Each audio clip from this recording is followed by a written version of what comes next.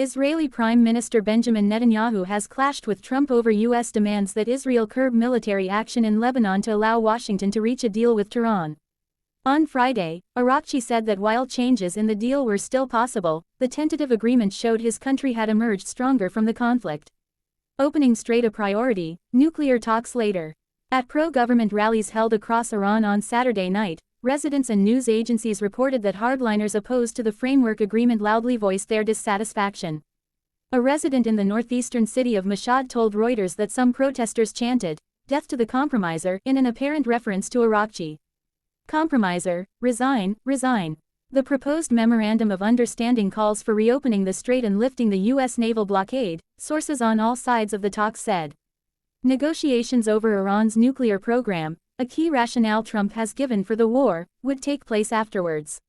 Iran is going to open up the Strait of Hormuz, that's a requirement. It could be open with no tolls. As they do that, we will lift our blockade, a U.S. official told reporters. It's going to happen in conjunction, and part of the next step, the phase after that, is going to be the demining of the straits, the official said, indicating countries in the group of 7 major powers could have a role in this. Trump discussed the efforts to end the Iran conflict in a call with British Prime Minister Keir Starmer, Downing Street said on Saturday.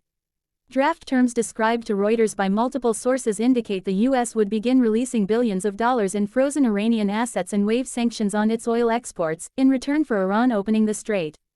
Iran's Fars news agency quoted Baghaei as saying the release of Iran's frozen assets was an integral part of the agreement and also that Iran would have to charge for services in the Strait of Hormuz. He said foreign military bases in the region must end, the agency reported, without providing details. Iran's nuclear program would be addressed during a 60-day period of talks.